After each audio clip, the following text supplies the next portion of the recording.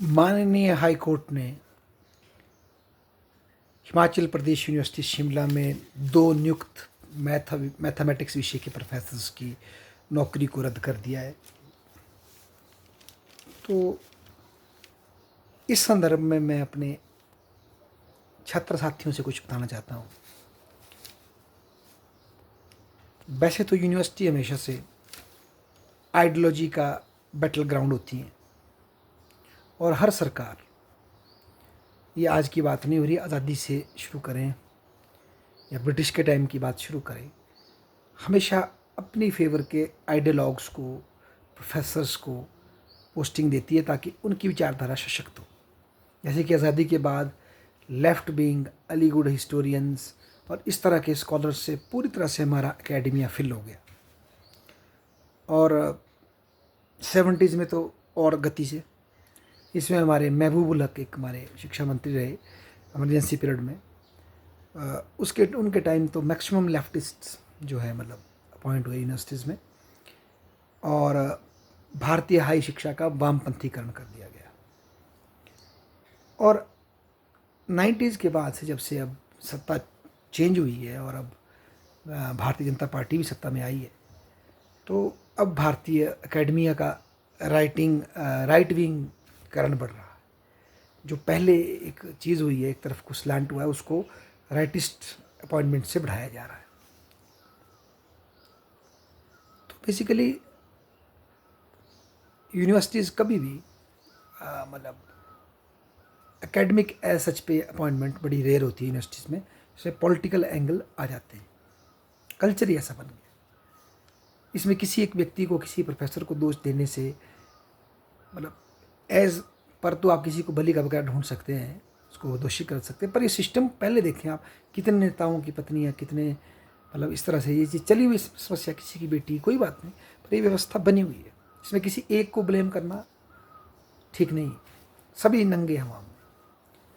तो बेसिकली ये गलत नहीं कि किसी को किसी विचारधारा की वजह से अपॉइंटमेंट मिली, जहाँ तक मेरा टेक है, पर उस व्यक्ति में उस पद को की जो योग्यताएं हों उसको लेने की, वो अद्भुत हो, वो दिखें, वो उस क्राइटेरिया को मिनिमम क्वालिफाई कर रहा है, उसको लगा दो, वो बात ठीक नहीं है। उस क्राइटेरिया में एटलीस्ट टॉप 3-4 में तो आ रहा है। अभी स्थिति ये है कि अगर उस क्राइटेरिया में नंबर लास्ट भी है, आ गया है अंदर, तो इसको लगाना है।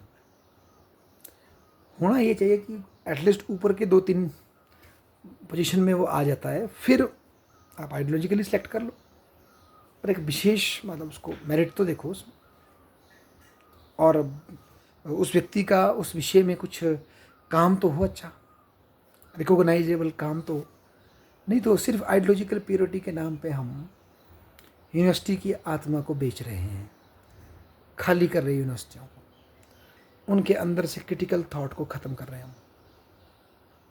और ऐसा करने से यूनिवर्सिटी का नाम तो डूबेगा ही डूबेगा, और साथ साथ वो विचारधाराएँ भी डूब जाएंगी। क्योंकि स्वार्थ पर कब तक कोई विचारधारा चलेगी कि मुझे वहाँ नौकरी मिलेगी तो मुझे ये बनना चाहिए, मुझे यहाँ ये मिलेगा तो मैं करता हूँ। ऐसे स्वार्थ पर जो विचारधारा चलने लग जाती है, उनके दिन कम ही रह जाते हैं। विचारधाराएँ आदर्श से चलती है, विचारधाराएँ एक वर्ल्ड विजन से चलती है, उस पर लोगों के सेक्रीफाइस लगते हैं, लोग प्रयास करते हैं और समाज को पॉजिटिवली ट्रांसफॉर्म करने की कोशिश करते हैं। उसके एवज में अपने तमगे नहीं सजाते।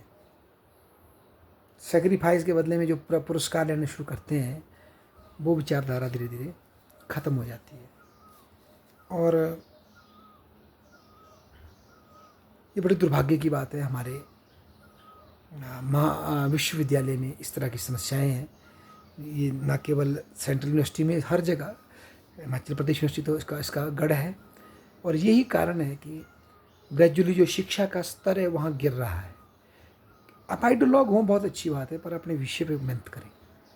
पर जब आपकी अपॉइंटमेंट ही किसी और एंगल से हो गई है, तो फिर कई बार विषय पे मेहनत, बड़े कम लोग होते हैं जो उसके बावजूद भी मेहनत करते हैं। तो इसीलिए आइडियोलॉग अपॉइंट होने चाहिए, ऐसे कोई बात नहीं, अपनी विचारधारा फैलाइए, परंतु उसमें क्वालिटी में कंप्रोमाइज़ नहीं होना चाहिए। अगर क्वालिटी में कंप्रोमाइज़ होगा और फिर बच्चों के साथ भी हम भेदभाव करेंगे, ये बच्चा मेरा है, ये बच्चा किसका है, ये नहीं आप कर सकते, क्योंकि आप हिमाचल प्रदेश यूनिवर्सिटी के एम्प्लॉई हैं, ना कि किसी संस्था के, किसी ऑर्गेनाइजेशन के एम्प्लॉई हैं।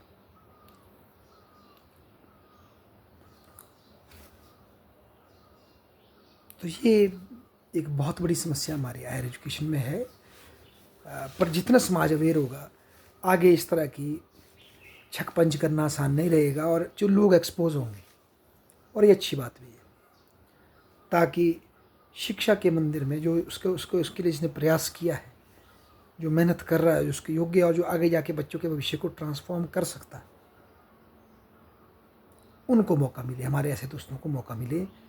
कई ऐसे योग्य लोग हैं हमारे बीच में जो जा सकते हैं वहाँ, उनको मौका मिलना चाहिए और शिक्षा को परिवर्तित कर सकते हैं। धन्यवाद।